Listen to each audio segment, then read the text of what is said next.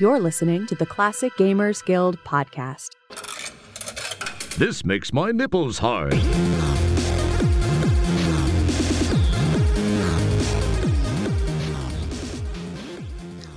Hi there. Lunchbox, please. That timing was beautiful, though. This was 42 minutes in the making. I can't believe it. Hi there, classic gaming friends. Welcome to the show. In today's episode, Paul and I and his cat Lunchbox are chatting about... Do the Paul? thing. Did that pass his Lunchbox? Okay. That was good enough for me. He's just... There he goes. Yes, he's just looking me dead in the eyes right now like, fuck you. Yeah. So the three of us are hosting the payment. Two of us care about you. One of us is indifferent. You'll find out by the end of the episode which one it is. Paul, what are we talking about today? Unclear. I don't know. I've known all day until right now that the cat will not stop. He won't even blink. I think this is a... So we're talking about environments. You saw it from the thumbnail, you guys. Don't come at me all like, well, please tell me. You read it. Okay, this episode clearly says something vaguely environments. Or maybe I went with more like environmental or something fun. And so that's what we're talking about. It's going to be great. Do you guys read the episode description? Do you read the show notes? I spend a while on those. You should read those. Mm-hmm. They're funny. Oh. We were sitting here. You got your favorite chips in your pocket. I got my cat. I got this Pringles can in case we need to go 1920s on anybody. We're just good to go. We're talking about environment, see? Welcome to the Classic Gamers podcast. Man, it works so good. It's ridiculous. It's beautiful. It's really, you should be doing like voice acting for other games doing that.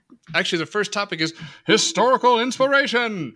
Join us tonight with Gabriel Knight and Laura Bow. What do they have to say about it, see? Find out.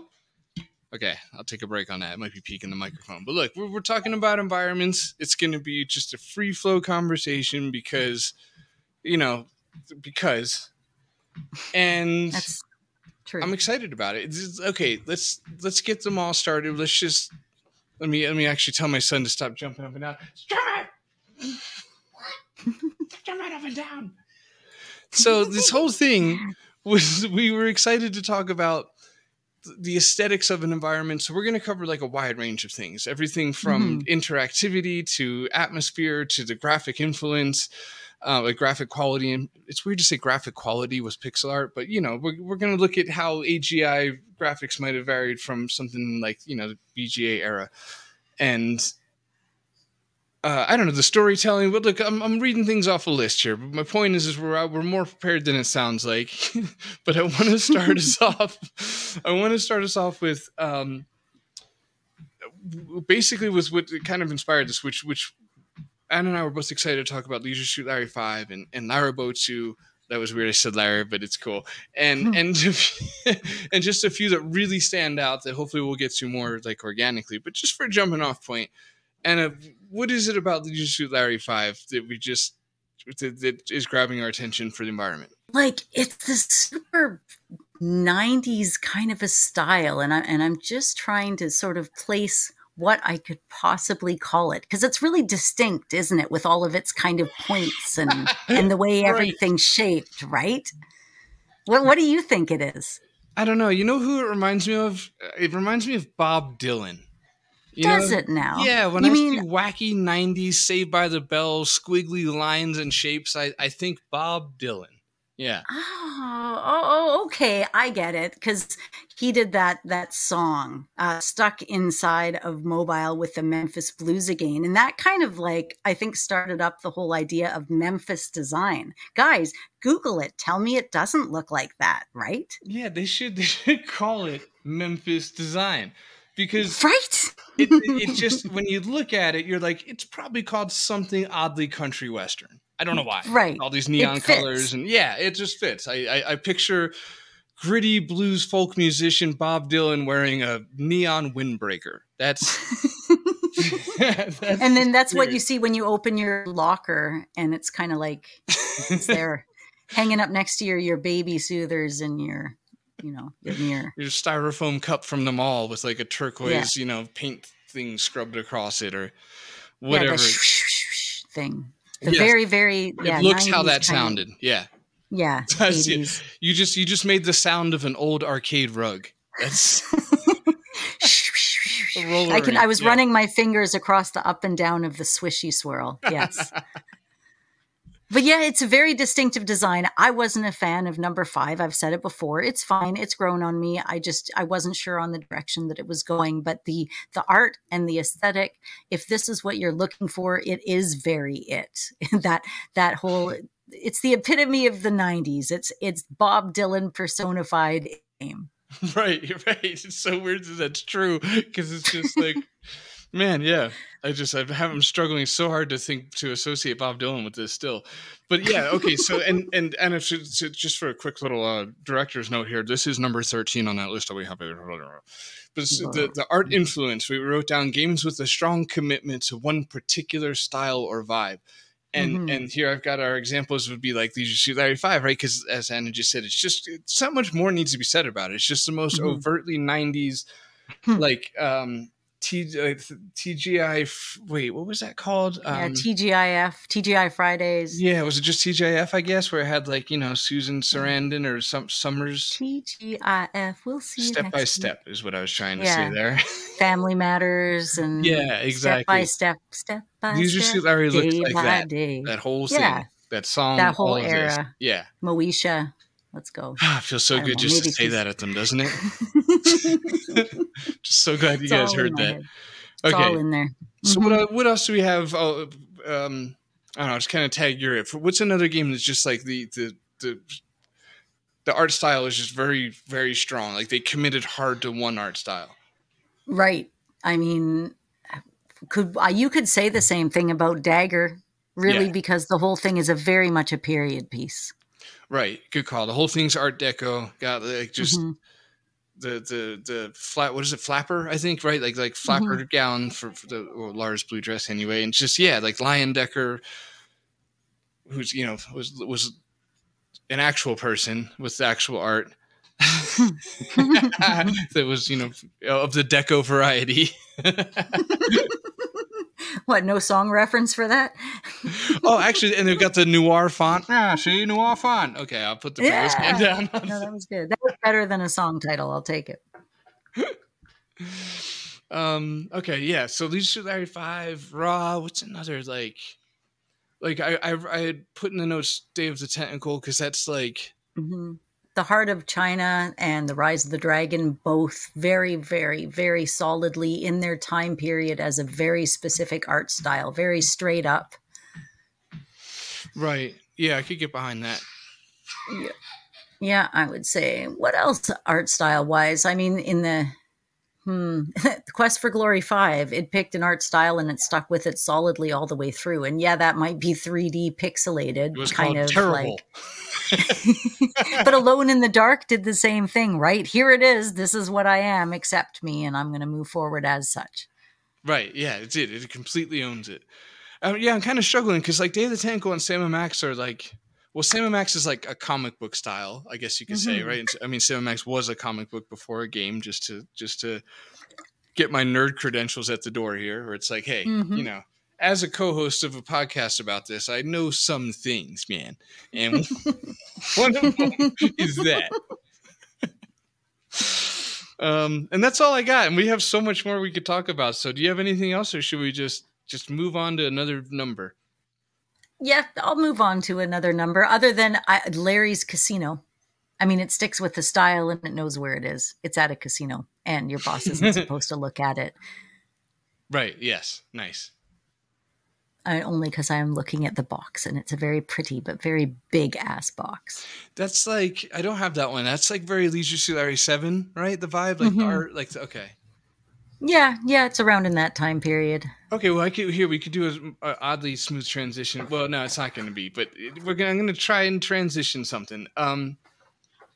Okay, I put in here that there's like, come on, Corman, keep it moving. What is it?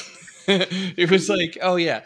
So like Leisure Suit Larry 7 and just like a certain games that are like, I don't know, they're real world kind of based, but they're no. See, I'm mixing up two different things at once. Okay, well there goes the transition. That's fine. But wait, there's more. Oh, wait, I'm just reading this off of the back of the. I'm looking at the Leisure Suit Larry's greatest hits and misses compilation. And it's kind of got the mix of all of them so that I can get Leisure Suit Larry in mind. But this is good because this is my favorite thing off topic, but get 6 Leisure Suit Larry games for only one, all inside this one box. And then the asterisk says, plus any additional retail marketed on the front, back, side panel, edge panel, shrimp wrap, tag sign, floating balloon, or life-size alone semi-nude photo of Allo with marketing thought would be a good idea, but which is probably long gone, vandalized by politically correct. I won't go on. It gets terrible after this point. Wow, just significantly more then for you to be saying that. It just keeps going and going and going, and it gets worse and worse all the way down. But that's back when, for better or worse, you could say what you were thinking. On the back of the box. The joke, yeah. But think about the value. These sold for $360 in stores. And, I bring up Leisure Suit Larry because it is a great example of the progression of the art. That's all. And the progression of the environment. Okay, and I'm going to take what you're saying in the direction of, not real places yet, but more like how it makes me feel, which is something I brought up when I was talking to James a little bit earlier, when he's like, oh man, when I play some games, I can feel like a game like Elder Scrolls Arena. He's like, I can feel the walls and how damp they are and how cold they are. And I can, when the rain comes down, I can smell it because I feel like I'm there. And what I was trying to saw out, and what I'm curious about is if an improvement on graphical style changes how much you're immersed in the environment. Okay. Like say you're standing outside a house on the hill, and then you're in a very simplistic King's Quest game and you're standing by the water and maybe you want to go swimming and you can feel the grass. And then you're in like King's Quest 6 and it's kind of hand painted and the grass is even greener and it looks even prettier, but maybe there's less description about what the grass looks like. And it's like, do you feel where you are more or less depending on the graphic style? Does it make a difference to you? That's such a good question. I guess like for the sake of a thought experiment, I'm thinking of like the LucasArts remasters, where with Monkey Island, Day of the Tentacle, Full Throttle, that you could just press the button, or maybe it was in the menu in some cases, and switch it back and forth from pixelated to remastered. And I almost don't know if I can really truthfully answer because of nostalgia. Like, I don't know. I don't know to what degree that all is. I just, I really, really, really like pixel art to the point where I decided to have to do it most days.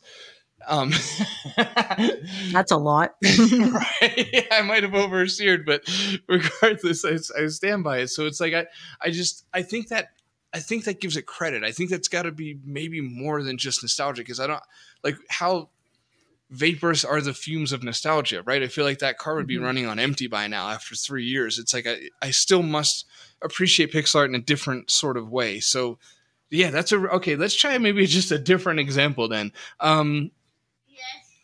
Right. What about Space Quest 1 and Quest for Glory SCI? Well, no, Quest for Glory was always SCI, right? That's like, yes. Well, they did a VGA remake, and that's the consideration. Right. Okay, take a Space Quest game, take a Police Quest 1 game. Maybe that's a bad example. Because these remakes were good, though, right? Yeah. Yeah, but the remakes were good. Yeah, they're some of them are. That's okay. I was saying, like with Quest for Glory, they totally made the game in VGA point and click. So you've got 2 versions of the exact same game, one in your EGA, whatever, and then the other one in your VGA with an entirely different like layout as to how you click on things, but all the locations are the same. So like that's sort of a comparison idea. Or like King's Quest, the original one, or King's Quest, the later one that was put out as a fan game, point and click. And this is cool. Okay. So to answer your question, I'm going to use Space Quest. But just going on, that era of SCI remakes or VGA remakes, to be just very pedantic around Quest for Glory, because the first was SCI 0.AGI. But with Space Quest, it's like the art between the AGI one and the remake, which I love both. I'll just say that right away, because the VGA Space Quest gets a lot of hate, and I mean, the two guys themselves don't like it, so there's that. But I love it for two reasons. One, I love the Space Quest series so much that when I recently played them all in a row through, not like in a day or whatever, but like, played them all one at a time in order, like for like 2 months, like really focused on it. When I was done playing them all, I was sad it was over. And I was like, I want more Space Quest. And then that's when I remembered the remake that I literally had almost forgotten, just because it's like, it's like almost felt like I should be writing it off. Like, well, nobody likes that kind of vibe. And so I played it, and it was awesome. Now, granted, like I was a long way away from 1. I just played 1 through 6 and just finished 6 when I started it. But I was just like, man, this is like, it's like a fresh take on 1, and it's got this kind of Space Quest 4 aesthetics to it.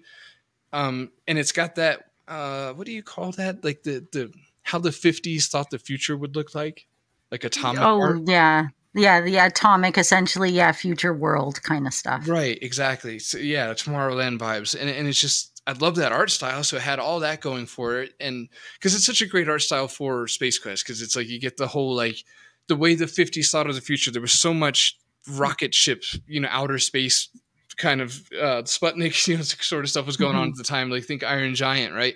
So to put Roger in like this blue jumpsuit with like the fishbowl astronaut helmet, like, it was just so cool. It was like so perfect for the vibe and for everything.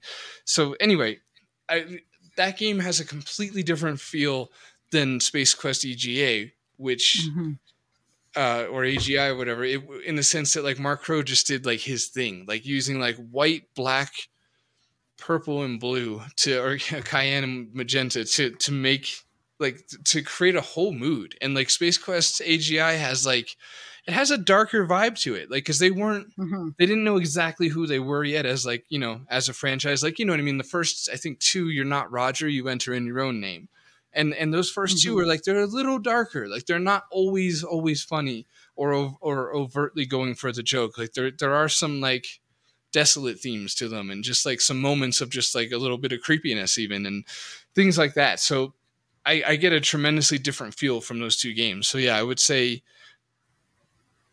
yeah, it's kind of everything. It's just not a bad or good in either direction. I'm sorry, I'll end this with some sort of coherent note, which is, even in AGI, the AGI version of Space Quest offers perhaps more atmosphere and mood than the remake does, with far less colors and far less pixels. Yeah.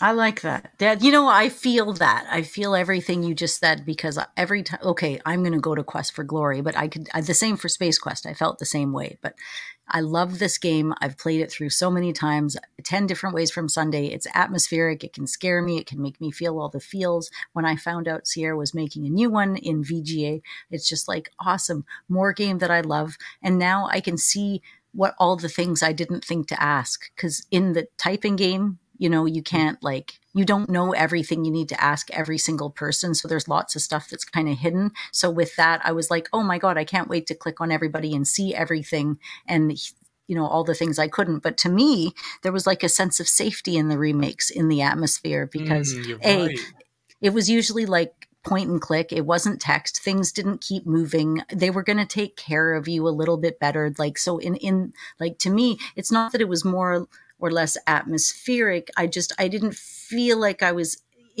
as important within the environment with the simpler graphics with the original game.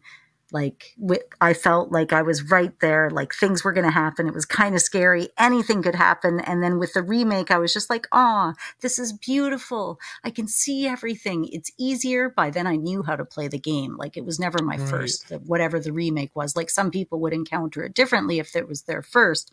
But anyways, so I'm seeing all the dialogue trees. I'm seeing what everything could potentially look like within the artist's rendering. And I was always just so happy to have more of the game. But when I go back and I replay it, I go back to the original 90% of the time. The excitement for me for the remake was a novelty. And the excitement for me for the real game sticks with me, and I will keep playing it because I love it. Well, you hit the nail on the head, especially you open that with, like, I think you said safer, and they do, they feel safer. It's almost more predictable, or you have more leeway, or more, the game has more patience with you. You feel safe to wait around. Like in an AGI game, like you could feel really nervous just standing somewhere. Yes, the pressure and time is ticking. Even Gold Rush, right? Like speaking of frickin' atmosphere and not a huge amount of pixels, like the settings that this game created and the feeling of time rushing, and it makes it happen. Because you know what? Fine, sit on your laurels, and then what are you going to do? Which path are you going to take? Well, the game's not going to let you take any path you want now. You took too freaking long. Buddy. Yeah, right? You missed the boat. You're out of luck. It's like, oh my God, now I got to pay for that. And same in the timer in Quest for Glory. It's like, oh man, what? I'm sorry, you can't climb the wall and you didn't make it back home again and the stable is closed. Just go to Arena's Peace. There's enemies, you poor thing. I hope you have healing potions. It's like, but like in the VGA remake, it's just like everything was easier. The fighting was easier. The health went up a little bit more whenever you took a potion. It felt like it was all like so much easier, which was fun. That was fine. Right. Well, you had also said you hit the nail on the head again with the novelty factor. And it's funny that, jumping back to the Space Quest example, that art, that atomic art, let's say, has a tremendous novelty quality to it. Where it's like it does. You want like a large dose of it, like very just quickly at once, and then you'd be good for a while. Like it's so Space Quest 1, the remake, just felt novelty. It looked novelty, and not in a bad way. Yeah, it was really just, if you really love Space Quest, you just want more of them. Like you know. Yeah. Do you like the movie? Buy the book. Right, there's more of this lore in this world you might want to experience. And hey, if you like this, maybe you like another book that this same author wrote. I mean, you can keep going down that trail as far as you want. Yeah, exactly. In our case, just read the manual. It's probably shockingly large, especially in the case of Gold Rush. That's going to get you through a cold night. Oh my God. Sorry, today I was explaining to my son Jacob about time and care in preservation and historical accuracy within classic games. And as an example, he loves it when I do this. I'm like, come over here to the game shelf, son. And I open up the Gold Rush box. I'm like, they just don't pack them like they used to. And I was like, and I pull out the map and he's trying to like criticize the accuracy. I'm like, it's a computer game. Okay. Anyways, doesn't matter. I show him the map. I show him the book. I show him the instruction booklet. And actually that's what it was. He was having an argument with me. I'm like, my computer has a disk drive, but I can only use CDs in it. And he's like, you can put a disk in it. It has a disk drive. So I needed to open up the box and show him floppy disk, in my opinion, blue disk, because blue disks are not floppy disks, if you ask me. And then, CD-ROMs, the differences between all three of them. And then I had to show him how they worked for copyright, the little tab flicking. And I was imagining he was super fascinated by this information, but no. I love it right away. He's like attacking the accuracy. It's like, these maps were made before airplanes, half of them. Okay. Like, you have no idea what it took to him. He's just like, I don't know if I can trust this map. It doesn't have whatever country it was. I'm like, dude, that's because, this kid, he knows places all around the world. I don't. I'm just like, it's a map. It's from a game. Come on. Isn't this cool? But it's fine. Kids are good like that. But yeah, anyways, my whole point to this is think about the environment in one game. What has it done to immerse you in the Gold Rush era? You've got your beautiful graphics. You've got your timelines. You've got your book. It's a part of it. You've got your map. It's a part of it. Even the manual with your textured front. This game is doing everything it can to put you right into the Gold Rush. And it has to, because it's a little bit educational. So it's going to put in that extra couple of cents to get people intrigued. And it worked, right? Look at the cover. We talked on one of our previous episodes. How cool is the cover of this box, right? It's maybe the greatest box of all time. Yeah. It's true. The McNeil brothers slept in a bloody van in the parking lot of Sierra to make this game for us people. I mean, just what else do we have to say? I mean, Brian played it. We got, if nothing else, to be honest, we got one person to play it. That's kind of huge. So I think we should probably cash in on that. But this actually ties in really nicely to our historical inspiration note, which is like, it's just a convoluted way of me trying to reword realistic world or real world, because I mean that in another way that we'll get to later. So, but I mean historical in like our world. This historically speaking, like the things that happened in our history are canon in the game. So that would be Gold Rush, right? Like the Sutter's camp is the same Sutter. And, you know, it's the exact matching history. Boy, this is so difficult. But anyway, I wanted to touch on some games like that because since we're on Gold Rush, and I'll lead us into from there is Gabriel Knight. I guess both of them really, because well, definitely the first and second because you've got why can't I think of the name? Louisiana, right? And then you've got Germany. So it's like. Yeah, I mean, it's just you were asking, I guess the main theme of this would be like, how does the environment like make you feel? And Gabriel Knight, or when it takes place somewhere historical, that translates to me as it makes me want to go there. It makes me want to affect my actual life and like change the course of it by literally like at some point like traveling to a location I never would have gone to if not for a video game. And I've like some of our friends on Classic Gamers Guild Facebook page just all met up. I think was Jackie a part of that? Who we just had on the show recently? Just all Jackie's met up in done it, and Roberta and Nalani, and I think Hope, who does the intro to our show. Yes, it sounds like me. Exactly. It is not me. It's in the credits. That's why we're just all twins because we love adventure games. But yeah, they all met up together. Roberta got a really cool photo of like the red recreation shot, the red photograph from. Or screenshot from Gabriel Knight under the lamplight. That's so cool. But the point is like, you know, I really want to take my son to Europe soon. And I'm going to go to the places in Gabriel Knight too. Like I already know that it is written. Bear witness. So it's to say that what do the environments do for these games? Well, if they're done, you know, as well as Gabriel Knight 2 was in my example, or Gabriel Knight 1 in our friend's example, it makes you want to visit actual places if it's possible. Monkey Island's another example. How many people do you know want to go to, you know, the places where they say, oh, this is where the original Monkey Island was? And wherever the fuck that is, Germany. People keep going there. I want to. Yeah, sorry. It's okay. That place, and it makes me want to. My obsession with graveyards comes from like German graveyards Times and Square. Okay, so sorry. I think so. No, that's okay. You know what the weird building in the middle? Okay. Yeah, I do. It's all right. But yeah, my obsession with graveyards, I think, came from games. Any games that have graveyards, I'd always loved reading the gravestone in the game. And of course, that led me to go to want to check out real graveyards in real life. Other people's houses, Quest for Glory, you break into them. That's fine. I've always loved going into other people's houses and, you know, looking around. I don't break into them. Like, obviously, I'm invited in, at least not now that I'm an adult and I'm over the age of 18 and I can get criminally charged with this stuff. But the point is, that is also what you say in private. Yes, checks out. I thought it would. Frog racing championships. How many times have you wanted to take your horny frog and go to a frog jumping championship with him? Right? Because of real world locations. Willy Beamish is a real world game. I bought and killed a frog because of that game. True story. I really did. I didn't mean to kill him. It's not like I took him home and ended his life and got some sort of sexual thrill from it. No. Why would I say that? And why wouldn't you edit it out? But he didn't. There it is. Carry on. No, I was okay. I was really young. I had a rat tail because of Willy Beamish. So that's probably even a bigger one to mention. I had my entire hairstyle for like 2 years was because of Willy Beamish, like himself. I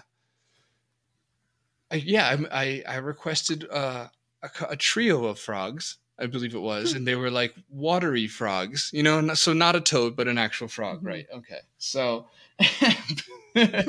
and one morning I woke up and they were floating with white fuzz all over them, and that was the end of my frog adventure. So I had to kill the vibe with the story because I'm like, great. Now I sound like a frog murderer. I better, you know, make it clear I was a child and they just, you know, all I did was sleep and they died, man. I probably fed them. My parents did. It's fine. Like, just get off my back about these frogs. Oh, man, all the emails that are just going to come flying in. You know what you did and how that happened. Yeah. We really do. Okay, riveting down our necks like, oh, my God. So, okay, what you just said ties into one of the questions I asked for us and answered myself, which the question is, we're going to do this Jeopardy style, because you said tombstones, how much you love them. And I do too. So I put them as an example of environmental storytelling, which is like how do game developers use the environment to tell a story or give hints about the game's world. And like, in other words, like how does a background of wait, do we always call them background, or am I calling them backgrounds from making the game? They're always called backgrounds, right? Yeah, the background, like what? Not the foreground. Right, exactly. Right, it's not the foreground. Okay, fantastic. So yeah, it's like how do you get a story from a background, like a mostly static, if not completely static background, and like tombstones. So like there you are, just clicking on spots of a photograph essentially, and like you feel like you're there. You feel like you're at. I mean, if it's done right, you in Gabriel Knight 1 it was, and Gold Rush as you mentioned, and so on. So on means I can't think of it anymore, but you can feel King's Quest 4, because the graveyard is scary and it's atmospheric. Okay, and the forest with the trees where you have to carry the axe is petrifying. And I know I was a kid, but I still remember those feelings today. Yeah, well, even then, right? And the mirror in the house at nighttime when you walk by it. I mean, tell me that house is not eerie, right? Like it is such an atmospheric game, and that graveyard is fucking so atmospheric. Yeah, no, that game, the use of day and night is just like I'm not sure if it'll ever be done as effectively again, because somebody could pull it off as well as they did, and I would be like, wow, that was just like King's Quest 4, like the way they pulled off that shift. Like I made it. I had done probably 80 podcasts. That's how deep into classic games and Sierra I was before I had actually played King's Quest 4, but more miraculously is that I made it that long without it being truly spoiled for me. So like when it first turned to nighttime, like it was one of the coolest moments I've ever had playing a game. Like I was like, I don't know, like probably like 34 or 5 years old. And like, I'm just like super creeped out, and everything just like felt like betrayal in a sense. Like this game just turned on me, and like suddenly I couldn't trust anything anywhere, and like every click was bugging me out, and it was just awesome, incredible. You and the unicorn both felt that way. Very good. Accurate. Yeah, dude. So yeah, it's okay. So what else do we have for environmental storytelling? I'm not gonna just like bail on you. I'm looking through pictures. That's okay. I gave you 4. Monkey Island, Frog Racing Championships, my obsession with graveyards, and other people's houses, which I do not rob and never have and never will. No, that's a fact, though. All right, well, let's talk about one I don't think I even wrote down, but I wanted to bring up, which is like artistic direction. Like when a game has such a strong styling that it carries over. So the biggest example I really can think of is Space Quest 5, and since we had just mentioned it, Willy Beamish, where it's just like, holy cow, were they made by the same person? Like I think Scott Murphy had joked. He said that he always called Space Quest 5 like Roger Beamish or something like that, which is just like so spot on, because like whoever made these games has like, they really like beige. They are all about some pinkish beige, man. There's just, I hope that resonates with some of our listeners. Like if you think Space Quest 5 and you saw a lot of beige or khaki, same with Willy Beamish, it's a thing. I don't know what the deal is. It looks fantastic, but it's like once you notice it, you can't unnotice it. And you're like, wow, it's a weird choice. It works and it's amazing. And thank God it is what it is, because there's so many games that don't use a ton of beige that it's actually refreshing. But it's, yeah. So anyway, that's, I've said beige way too many times in like a minute and a half. Do you have any examples where it's not the same game series, but the games look identical? The environment feels the same, let's say. I'm just trying to like think about like maybe Police Quest 3 moving into Blue Force mixed with like a bit of Blade Runner. Cause I'm like, it's all kind of within that few year time period. Jim Walls is involved in all of them. Yeah. Right, good calls. Police Quest 3 and Gabriel Knight for sure. Was that Jane Jensen involved? So there's that. Yeah, that's true. And then what else could you do? Like the hand-painted background. So what? Space Quest 4 and King's Quest 5. Right. Well played. I thought that I ran us into a dead end with this one, and you made that not true. Thank you so much. It's amazing, because that's the hand-painted background kind of phase or era. Very good. Yep. Okay. Yeah, that was a fun time, actually, because I was obsessed with the hand-painted. I'd go around telling all my friends who didn't give a shit, and I'm just like, oh, yeah? Yeah, you've got your Nintendo games, but do your games have hand-painted backgrounds? And do you even know what rotoscoping is? Like, oh, that adventure game girl is so pretentious. So true.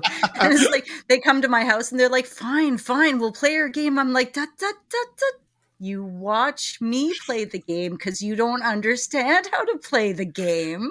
Emily, sweetheart, we're not starting on King's Quest 1. Okay, you have to go all the way back. You won't appreciate this. Yeah, it's just not going to work that way. But yeah, there's a couple that are like that are just, okay, I hate to say it, but Mask of Eternity and Quest for Glory 5. They're right in that same time period, right. And they kind of have some of those same chunky 3D mechanics going on. And the trailer for Space Quest 7. Oh man, where is that game? No, it's hanging out with Leisure Suit Larry 4. Yeah, we do need to get Trolls back on. That's another question I got for him. I want to do a whole Space Quest episodes. Do you hear me? You don't have to listen to the episode, but one of your people shall pass it on to you through the magic land of Discord that we want you back to talk about Space Quest. And I'll find you in my messages forthwith. Do not be afraid to wear something pretty to the interview. That's right. Or nothing at all. It's whatever makes you comfortable. It's funny. That's a joke I just took out of my game. I'm like, does that sound sexist? I better take it out. No. I mean, did you? Oh, that's funny. I that's did. Hard to know. It might go back in because it is a ghost talking to a human, and they're both dudes, so it's probably fine. Mm-hmm. I can objectify my own fictional character. I think that's how fiction's made, right? Oh shit. Okay, let's do. We got so many more numbers. We don't have to. We're not going to do them all, which is probably good. But let's do atmosphere. That's a fun one. So what do we? When you just think like lighting and like dramatic lighting and maybe the weather is a character in a sense. You know what I mean? Like a just moodiness. What do you think? Yeah, cross country Canada. Oh my! I know you've never. It's like it's wet and it's raining and you don't have any gas. Do you pick up the hitchhiker? Have you slept recently? Where are you getting those gosh darn potatoes? Wow. It's a super atmosphere. You end up in a crappy little motel, but you don't even have enough money. So you got to like sleep in your truck and you don't get enough sleep. And you're really feeling the slog. How many more stops to make? And then what happens at the end? You're rewarded by getting another job you have to do all over Canada. Wow. More potatoes. What an advert for a game. You're really feeling the slog. I can't take any more fucking potatoes. And when you're done, you get to get another shitty job. Like, wow. It's edutainment, Long man. Winters up there, huh? Jeez Louise. Long enough that we play the game. But no, that's kind of a jokey answer, but it should get you started on one of your real answers. It did not, because it was too good. Honestly, that was too much fun to zone out and think of my own, selfish thing. You had me with that one. I'm still wondering if there's a beaver in the game at all at any point. I'll let you know for sure. There's one. Okay, what about a game like Thexter, or like one of those games where you're in the environment and okay. That's right. That's what I'm trying to say. You already kind of asked, and this isn't even answering your question really, but the music, you need the music to make the environment. And I know that's a separate episode, but I was saying the same thing to James earlier. And I said, what would happen to you if I took the music out of Elder Scrolls Arena or out of Panzer General Assault, which is 3D Assault, which is what he's playing now. I said, how much of the environment, the feeling of where you are would you lose? He said 80 to 90%. So what is the environment without the music with it? Right. It's funny too because I had music under atmosphere where I was like lighting, weather, and atmosphere, and music, and I got rid of music because I'm like, because that's a whole different thing, like you said. But you're absolutely right; it all does fit. And I guess I'll just add to that: the games that don't play music at the right times are the ones that I remember. I'll just the best example of that I think is Thimbleweed Park for me, where it's just like dripping with moodiness. It completely fits. It's not overbearing. It feels like kind of like a friend. Like it's just like somebody's kind of there for you in the dark sort of feeling where you're not alone. Yeah, you're not alone. And then sometimes it's just not there, and all you hear is cicadas or whatever they're called, crickets. And it just adds. It doesn't make it scary, but like all of a sudden you feel alone or desolate or. Colonel's Bequest does that really well, actually. The Colonel's Bequest game uses very, very simple sound and not a huge amount of music and a lot of ambiance. Right. I just cleared my throat so definitively that my son looked at me like, "What? Dude, what are you trying to tell me?" Am I in trouble, or do you need to let me know there's somebody outside the window? Oh my God. Like this, I just pressed mute so I could do a good clearing. Working in there. But yeah, Colonel's Bequest does it really good. So yeah, I just wanted to shout out to all the games that leave like that the headspace where you can just like it's something I want to do for my game, because it's like with Thimbleweed Park where it's what am I trying to say? Oh, that it's if it's an investigation, then it calls for it. Because it's like, even if it's a comedy, you're still like investigating. So it's like for it to suddenly just kind of go quiet, and all of a sudden you notice like the darker themes to the room, and like, where the light isn't. It's cool. It is. And that's it actually. Okay, back to King's Quest 4, and the Troll Cave is a great example of that. Right. Yes. You don't know what isn't. You don't know what is. You barely have shadows. You're going by sound, and you're going by what light you have, and it's so scary. Yeah, and this is maybe a stretch, because there's like a almost visual joke to it, but the intro to Space Quest 2, like the visual joke just being that you are mopping. Yeah, it's kind of funny that you're mopping a spaceship, but like you would argue that cuts all tension, but it's like.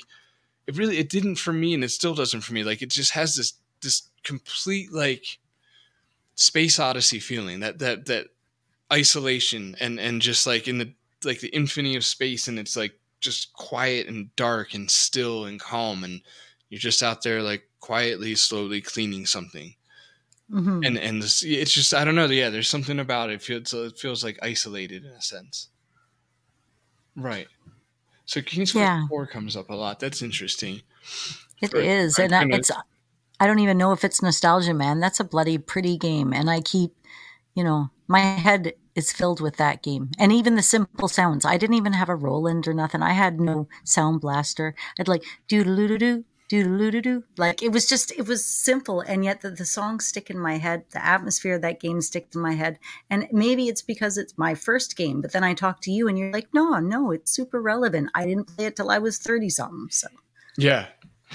No, it's one of their absolute finest. It's so good. It was at the, well, no, everybody played it before 5 and 6. But again, because I played them, same as I described Space Quest earlier. I played them all like in a row within a month or two, and I was just like, I was left wanting with 5 and 6, just because 4 was just such a masterpiece. It was so good, and 6 might be overrated, but we'll get into that another time. I probably shouldn't just drop that on there and then move on. But 6 is whimsical, and it does have a great atmosphere, and certain scenes really stick with people, and I think it's really good at doing that. It uses its own imagination. You don't have to use yours as much, and it's very well done that way. I think it does what it's trying to do. Yeah, it does everything really well, and I think it's like a personal preference. Like there's like it's striking a chord that I'm just like, it just kind of missed for me. Like, because I think I like 5 a little better in the sense that 5, at least it feels like a grand adventure, like a cliche Do you feel adventure. Are you hot? Like, okay, compare deserts. Desert in an early Space Quest game or in an early King's Quest game to a desert in King's Quest 5. Like in King's Quest 5, you can kind of really feel that desolation of the desert. Beautiful. Like Quest for Glory Canada. 2. Now I get you. Yeah, I get you now. You That's get what it. you meant. Right. Yes. Because you appreciate the grind. Where it's just like, like sludging through, something you wouldn't describe well, right? Or it'd be like, it's just going through the desert for like 45 minutes, and then, but it's, you look back on it fondly if it was done right, and it totally was. For both, great call with Space Quest 2, because for both of those, yeah.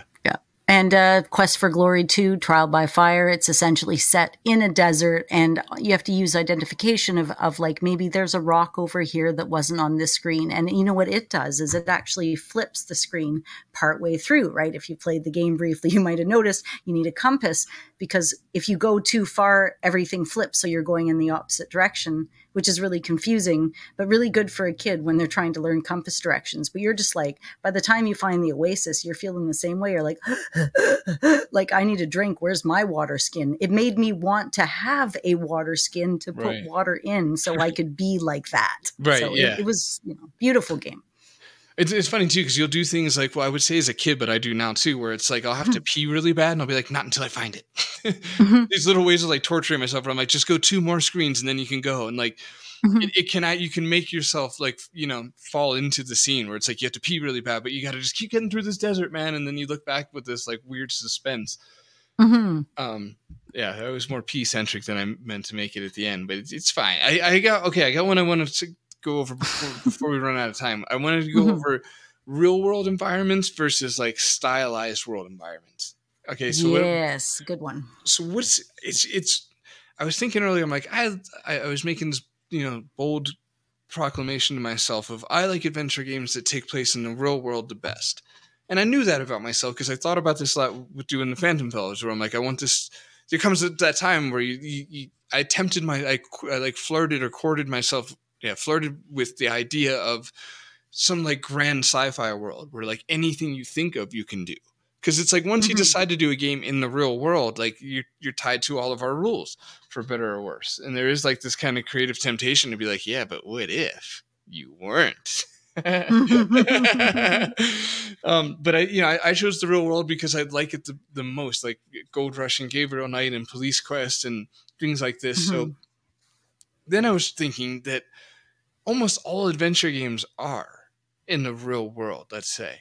Like, and so this is a 2-part question. One, what's up with that? Does it have to do with puzzles? Because that's the first thing that comes to mind. It's like just being able to conceptualize from a development point of view, like what a puzzle would even be. Start taking like real world stuff and figuring that out. So that's part of the question. But the other part of the question is like, when is it not the real world, but it is to them? So like Monkey Island, like that's not our real world. This kind of goes back to earlier when I was stumbling over the whole historical versus real thing. Like, what if it's not our history, but it's like a real world? You know what I mean? Does that make sense at all? Yeah, I mean, and you can put that in the past or in the history or in the present too. Like, okay, for example, you want to do like the Pandora Directive, the Tex Murphy game. It's set in the future. I think it's in like 2043 or something. And it is the real world. Technically, it's just another version of it. There's Gold Rush, which is set in the real world. There's Donald Duck's Playground, which is set within the aesthetics of a real world with real world concepts. What about Full Throttle? None of that exists, right? But it's real. You're on a road. It's in a real place. You can go to a diner. You're on the motorcycle. You can find the place on a map. Sam and Max. Think about that. Is it in a real world? No, it's entirely fictional, but it's kind of based within the concept of a real world. King's Quest games are in the real world with fairy tale added. So it's like the real world plus lore or something. Right. No, that's valid too, though. You're right. Because they're almost, they're almost as more limited to the real world, those kind of games, just so strict with like, this is how things are. Like, it just so happens there's fairies and shit here, but that doesn't mean that we fuck around with. Yeah. We can't just up and start flying for no reason, right? There's no magic potions in that same. You can make a spell if you follow a specific subset of ideas. That's fairy tale land still. It's still in the real world. Like doesn't live in like the sky on a cloud castle. Quest for Glory took it more in that direction of a little bit more wild and, animated creatures and, creatures that don't exist in this world and less fairy tale and more mythological legend based in lore or Greek mythology, yada, yada, yada. So. Right. Yeah. So I get, right. Okay. That's, I guess, where you would have to draw a line and say, like it's like everything's going to be a real world to them. Within their world. It's like Avatar. It's based in a real world. The Star Trek, right? You're a Klingon or something. It's got a language. It's got an alphabet. We've got lore. We've got history on it. We've got, people that can actually speak it, but it's most certainly not a real world. Right. Yeah, exactly. It's not ours. So okay. First thing comes to mind is like Space Quest 6. Like that's the tricky territory because that just seems like a guesstimation of what our world would look like in the future. It's even as like gritty in that specific case. Like it's not as glamorized as a lot of tales of the future are. Or Freddy Farkas, like that's not in the real world, but isn't it? Right, and so I guess really the real world thing has to be completely separated from stylization. It has nothing to do with it. Because Sam and Max is heavily stylized, right? But it's also in the Yeah. real world, as you pointed out. There's really no, it's not, because it is a dog and a rabbit. See, Well, it almost snuck past that is us. true. Well, in Space Quest, it's like it's the real world, but what about like, you know, Buddy at his shop or any of the other weird and wacky alien creatures? And I guess you could say it's real world if technically there's aliens and technically we haven't met them yet. There's so many yeah, it's almost like you have to discount them though. I think you're kind of getting to something there. Yeah, then it leaves way too much open for it. It's like, but wouldn't that be more in a world where it's already the future, or you know that they know that there's aliens, or like Callahan's Cross Time Saloon or something? Like this is not something that's generally happening, but it's at a pub. Well, do pubs exist? Okay, what about Hitchhiker's Guide? Is that real? Well, it's Islington and everybody's on Earth and everything's fine, but then the Earth gets blown up and you're off on a spaceship and having an adventure. At what point is this not based in the real world anymore?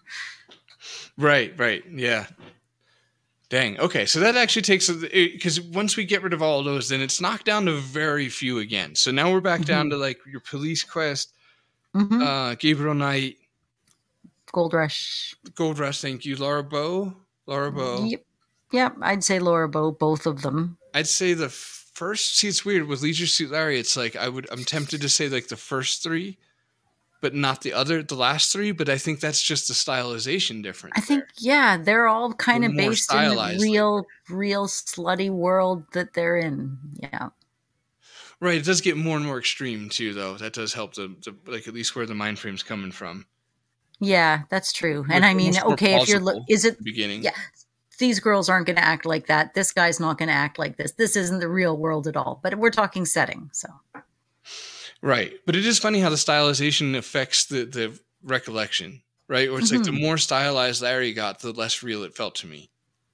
Yeah. It's actually, that's very, very true. The more and you know, you've got me thinking this whole time about the nostalgia factor. And you said, well, maybe it's the nostalgia factor must have worn off by now. And it's really, in the environment, it's really something to consider. And I think your King's Quest IV, again, is the perfect idea of how much the nostalgia factor isn't necessarily in play, although it's there with the graphics. Like, you're going to be more nostalgic about that kind of graphic than maybe playing a Gabriel Knight game or something. But I don't know. It's not as strong as I thought it was. I think nostalgia played a bigger part in why I like the pixelated graphics more than it actually does. Right. It is tough. Okay, because I'm obviously a great, like, what's making your case, right? Because I was in my mid-30s and I had never played King's Quest IV before, and I'd put it immediately in, like, my top at least 10 favorite games ever. Like, it's that good. But you could argue I have the proclivity to like those style games. I think I used to bang on this show that SCI 0 specifically was my favorite era because every game was like perfect, except for Iceman, which is so unfair because I haven't played it. Just bandwagoning. It's for the joke, man. But so like, but it almost feels like more and more grasping when you're like, but it's because you have a proclivity to like Sierra games that you liked it. But it's like, I don't know, man. Like, I had no actual childhood connection to that game, and to this day, like, the styles of arts that we see in computer games or just video games in general is either 3D or pixel art. Like, you can't ignore that. Like, 30% of the market seems to be pixel art, or the popularity of Minecraft to kids who never played like this. Minecraft was already like a parody of pixel art, like. In 2001 or so when it came out, or 2004, or whatever, you know what I mean? So it's like people like pixel art regardless of nostalgia, I think is my point. And just... Yep, I think so. I think it's fair to say that nostalgia didn't have much to do with me liking King's Quest. I mean, if anything, like, I really didn't like the first three King's Quests at all. No, I didn't. Neither did I. I didn't understand them. I ended up following a walkthrough because I'm like, I'm not going to deal with this bullshit. And I know people are nostalgic and they got them first and they're supposed to be the best ones. And I liked them. But for me, they were a challenge I had to save up my time for. And I had to wait till I had a game guide. It was one of those, Korish's video game compilations. It was like the third edition. There was no first edition and no second edition. It was just randomly a third edition that happened. It's sitting in front of me now. But yeah, they were scary. They were super scary games. Everything moved so fast and I couldn't finish them by myself. Yeah, well, like 1 and 2 just wasn't enjoyable, but I think I think a lot of that is just it was super old, and the Roberta Williams like design was excruciating. Unless it was, again, like, I'm totally in defense of it in its time, like in 1984 when there wasn't like a whole lot to do, and like that was not only the only graphic adventure game, but it was also the only graphic adventure game. It's not like you could take a break from King's Quest 1 when it came out and play something else. I mean, it was the first one of its kind. So Here it is. My point is, like, the first two should be respected historically, and yes. Obviously you can't play King. Oh, did I? Sorry, my cat just. Yeah, you just. Yeah, sorry. Flashbacks. Not naming names, but anyway. And then the third one had potential. Like, I think it was done by the McNeil brothers on the art division, or one of the two of them is an artist, and I think he did the art for the early King's Quest. That makes sense. King's Quest 3 looks remarkably similar to Gold Rush, which we both does love. And so I love the idea of King's Quest 3, like the way you peer into each room, and I even like the timing aspect of it, like where you have a set amount of time to go out and do the things you need to do, or run up in Menenen's room while you have the chance, and yeah, there's some great ideas and stuff behind it, but it's just mercilessly difficult. Like, that's why the remake's almost better. I like the pixels, but I like the fan remake that Infamous Quest did, I think, on King's Quest 3. It's very well done. It's very much less stressful. The clock timer's right on the screen when stuff has to happen, and it's a really nice, really authentic remake. Yeah. Yeah, well, no, I'm sorry. That was the wrong tone of my That was I've played it, I meant to be like, wait. Yeah. Yeah. It was nice. Anyways, I wouldn't say not to check it out. And if you're scared of the third one, try the remake instead. It is a little bit more relaxed. Eventually someday. Yeah, we both know I have like a homework list of games to play right now. But one day I like the idea of doing that, because I really liked the Space Quest remakes that they did that I checked out from them and the AGI. I played both of them, but it's not AGI, AGD. Yeah, I think it's AGD Interactive. I've been ever since. I don't know if you've ever played Al Ammo in the Lost Dutchman's Mine. No, I do own it. I see it in my library on like Fireflower, somewhere random. But yeah, I know I've never played it. Yeah, the aspect ratio's messed up. They were never able to quite figure it out. But if you don't mind doing a little bit of tinkering on your own, you can kind of magnify and make it work. But it is truly a labor of love. It is a true love letter to Sierra and to the Leisure Suit Larry games. They had the whole philosophy of everything that you click on needs to say something or do something. You don't need a hotspot, because everything is a hotspot. It's funny. It's whimsical. It's interactive. If you can see it, you can click it. It's a flippin' good game, dude. And it has a lot of the philosophies I've heard you bring. All right, let's end on a fun one. Let's just do, I got one down here. It says pick your favorite. Okay. We got to do one nature, one fictional, and one real world based environment game. Okay. Let's do one fictional one first on each of us. Okay. Dang. He lets out an audible dang. There's so many. Yeah, that's what I had trouble with on this one too, to just pick one. God, I guess I have to go. Well, when I thought about it earlier, I thought Space Quest, because I'm like, I told myself, don't forget, Paul, fictional is also sci-fi. So if it helps you could think sci-fi, but right, because like a fictional world, like not at all based in our world, right? So even like this wouldn't be King's Quest or Quest for Gold, like because that's like a nature world. It's that's a poor explanation, but that's how I meant it. In other words, where it's like, a nature-based game, or just a completely fictional based game where like the world is nonsense, like a Day of the Tentacle, I guess you could say, or even Sam & Max. So, all right, I'm gonna go with Space Quest. I'm gonna go Space Quest 3. Okay, I'm not surprised. My answer is a Space Quest game too. It's just not that one. Which one is it? 4. For very specific feel reasons. It is your hand painted era too. Right? It is the hand painted era. It is the. I like the whole beginning of the game and the tone that it sets and how it makes me feel and how freaking scary it is. Even for my kids, they come up when I'm playing it and they walk behind me and the guy comes up pointing his finger at you in the beginning, or just understanding what to do with the unstable ordnance, like everything about that game, the Galaxy Galleria when you're being chased by the time cops and, you know, oh my God, being at the mall itself was the fucking coolest thing for me. That made me love the game so much. That has to be my answer. Tell me why 3 is your answer. That's such a good. The mall. Just say real quick. We always mention like kind of mess with the idea of like, oh, what about Sierra felt open world to us? And I think the mall is part of that, because as like a kid, it felt like I was actually going to a mall in a sense. Like it just had this freedom and the arcade, the different freedom of stores. choice. Exactly, you could choose where you went, and stores closed, and and then so 3, it's like I think it's probably the most beautiful. God, Colonel's Bequest is so masterful though. It's just it's an incredibly beautiful EGA palette.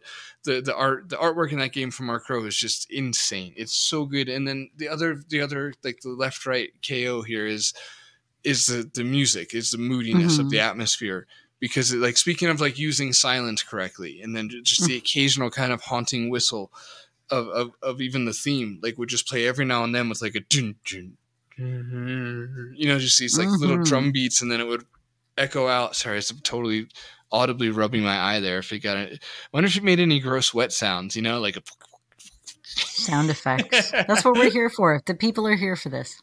The few that have stayed this long. I know, yeah, that's for you, man. This eye rubs for you. Okay, but no, it's Space Quest 3. Yeah, okay. We got that. Okay, yes, okay. Nature-based, right? Yeah, so like for this, I'm just thinking, where it takes place outside. Kind of plain and simply. Yeah. Because my answer to that is like literally Quest for Glory 1. It all takes place outside, and Arena's piece is a beautiful garden that I could spend all day in. It's really, this one's really hard because there's so many outside games. Like King's Quest V is quite something to look at, and is I would say pretty much with an asterisk mark. You know, don't be a dick about it, but it's all outside.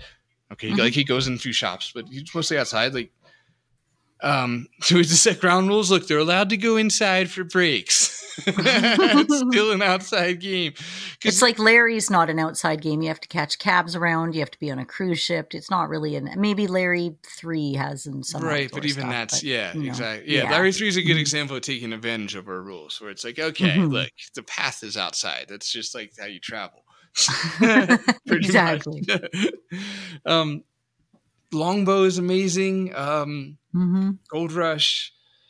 I'm gonna go with Quest, I'm gonna go with Echo Quest, both of them, because I love those. So I know I did right.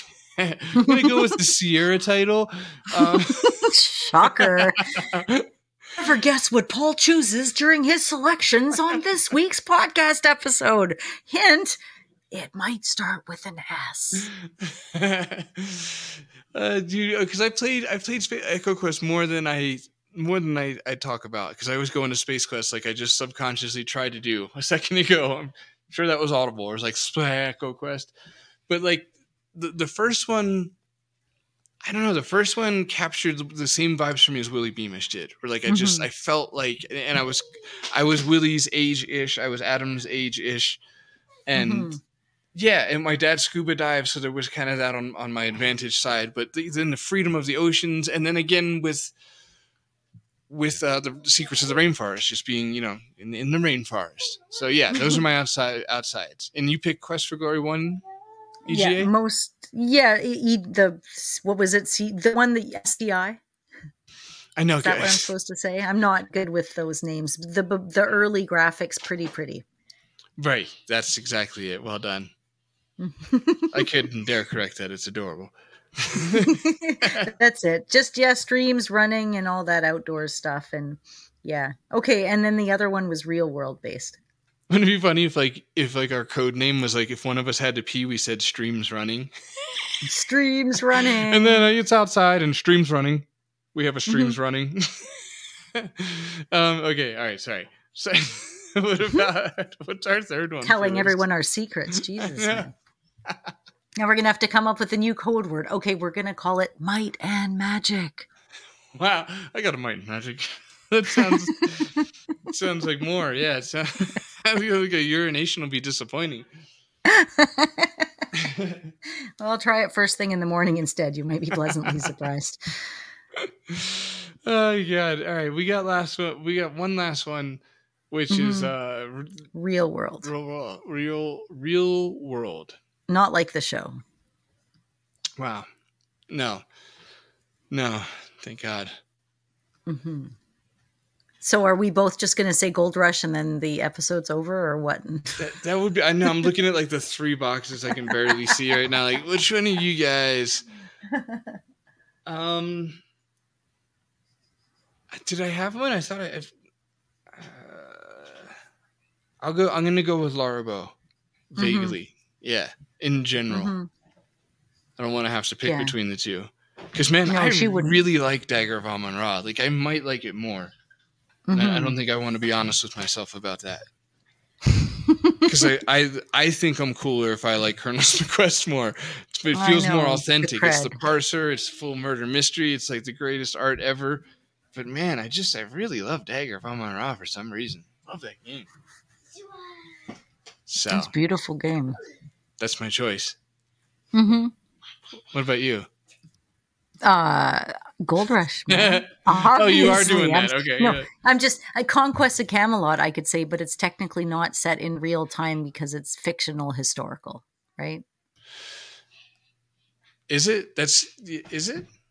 Well, it's, you haven't played it yet, right? It's like the Grail and, Lancelot and Camelot and all those Guinevere and, that, all those things. Sorry, I had to like orient mystical myself. rocks. Where are we? Christy Marx, Longbow, because I got mixed up with Jen. So, because Longbow's, true to the myth anyway, if that's not an oxymoron, right? And Camelot is also true to the myth. Yes. Yeah. Indeed, 100% well-researched, true to the myth. Just like Jem was true to her myth. But I just don't know if you can call it real world again because it's real world fictional. We can. We just need a better name for it because it's that would piss people off, like pedantically nerdy speaking, and not actual anger piss off. But like, how about historically accurate and not like? Because was any of that real? Like, and it depends on who you ask. Right? Yeah, we can't use historical either because that's it's got to be like a way to say that it's like, dang it. But you're right about historical though, because it has to line up from the years, right? You can't just be like how the world is to us. Like, well, what do you mean? What, like, if we meant in the 13th century? Because it's like, dang, this is really hard to work out verbally. I don't know how to word that. Oh, what about Blade Runner? It's in the real world technically, then I guess, except it's not. But it's in the future. Or again, back to the Pandora Directive. It's in the real world. It's just in the future 40 years. Right. Well, it's like you need a willing dance partner to explain this because it's like, granted, like you have to imagine certain things and you have to make predictions to write the future. But it's like you have to assume too that we're playing fairly with one another, and we're only trying to invent things for this world, say Blade Runner, that could happen in a fictional sense. I'm going to stand with Gold Rush. Final answer. Solid. Beautiful. So I was kind of wondering what's up in the dev corner of your world, Paul. Dude. So I bet you there's some epic stuff happening right now. Yeah, it is. It's so hard. It's just it's a lot of real difficult stuff, man. It's like I had to sit down. Like I woke up the other day. I'm like, okay, today we're doing the GUI for the last puzzle. So GUI, it's like graphic that pops up on the screen. It's like different from might be like where you work the radio or something, right? Just vague example, not related, literally. And it's like, so you gotta like program the GUI, and I'm like, or better yet, here's the more simple one I also had to do was a keypad, and I'm like, well. On one hand, it feels like a basic programmer thing, like, oh, you coded a key thing before, like, that's something you'll do in the adventure game business. Son, you're gonna code a lot of keyboards. You're gonna first one, huh? But no, it's on the other hand though, like I think outside of like, this stuff being normal, even just learning and work, even like to a listener right now, they can easily work DOSBox.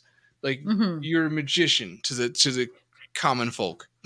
Like the average person does not know what to do with computers. Like the 80%, I would say. And so it's just like, they would look at DOS like that's straight up lines of code that you're running. And you're just like, it's just C : and then my full CD is, but anyway. So on the other hand, I was trying to give myself credit. I'm like, well, I mean, you're kind of coding an actual keypad. It's like there's no physical buttons, but I mean, you are having to just wake up this morning and figure out how to do that. Like, how am I going to, design and make a keypad work? Like, what is that math? Is that what do we use to get there? And just anyway, so I made the keypad. I did it with using an array, which is the first time I used an array in a game. Anybody who codes will be like, what a bloody amateur. Have you been using AGS for 3 years? And this is the first time I've been using AGS for 3 years, almost every day for 3 years. And I just now had made an array because I've been avoiding them because I was scared of them. And it's pretty simple. I mean, at least by now, I'm just like, okay, these are the numbers you can allow.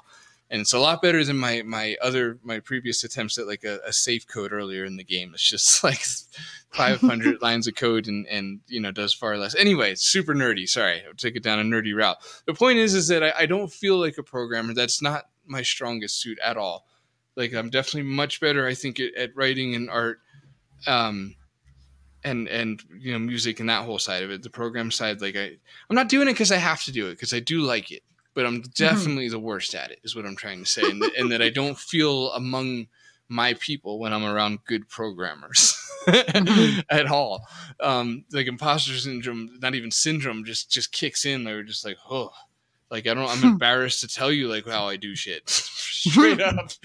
So I guess I'm saying that to say is I feel like most of the audience listening can relate more to that than to being a programmer. So that being said, it's like, well, how do you do a keypad when your brain doesn't work like that? You just wake up and just code a keypad, and it's just like, it's not so bad is the point. You get pointed in a direction on the forum or somewhere online, and you go in there and you have a few stabs and nothing works and nothing works and nothing works. But after like 3 hours, it works. And in that vagueness, magic happens. And that concludes today's episode of the Classic Gamers Guild podcast. I want to first off thank you for joining us. I want to shout out a couple of our friends first before I give you all of our deals. Imagine doodaloo, the little ding, that's the thing, the adventure game Hotspot network. And we have one short eye hanging out in there. He's got an interview with Ron Gilbert coming up that everybody is going to absolutely love. And we've got Adventure Game Geek, who's been busy on location, doing different scenes and filming stuff and showing us a lot of the places that he loves from games that he's played.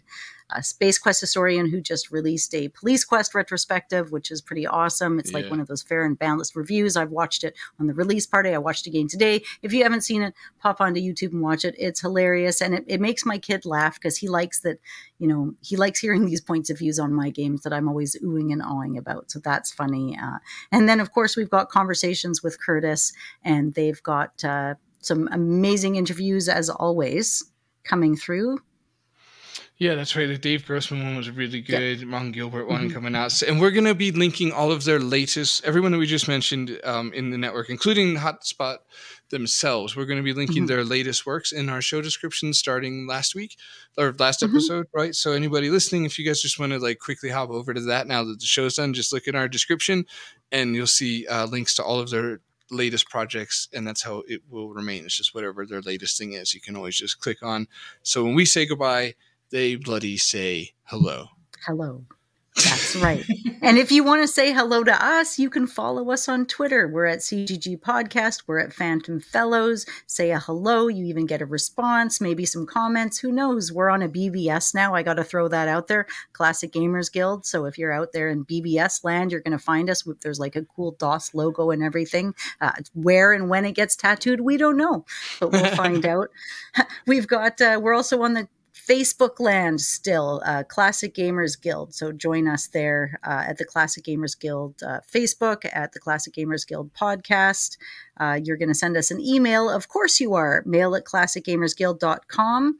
That's going to happen. You're going to find Paul at www.phantomfellows.com. You're going to find it on Steam, that game. You're going to maybe download the demo. Maybe you're going to appreciate that it's going to be better, but you're certainly going to wish list it. You're also going to go to that wish list on GOG. You're going to look up the Phantom Fellows. You're going to look up the game. You're going to pop it on. There's like almost 50 people already out there that are saying, yeah, we want to see Phantom Fellows on GOG. So get out there and agree. And on top of that, maybe you're going to want to find us on our Patreon, because right now on our Patreon, there's like 30 minutes from the Era 47 episode that like was not released because it was way too hot to put out here. So if you want to hear what it sounds like, it doesn't take a lot. There's some terrible accents. It's worth it. Or you can be like Michael Council and Brian Manown, who are both in our extra special thanks tier on Patreon. They're paying a little bit more, but you know what? I just said their name on the episode. So kind of worth it, I have to say. Maybe we'll even think of more things we can get from you lovely people. So and buy Brian's music just to find. So good. Do it. It is fantastic. You're going to put it on your playlist and it's going to stay there for ever and ever and ever. So do all of those things. Do the Patreon thing. Wish list things. I'm glad you listened. Thanks for staying that long. Paul, please stop this. Be safe out there and don't do a murder.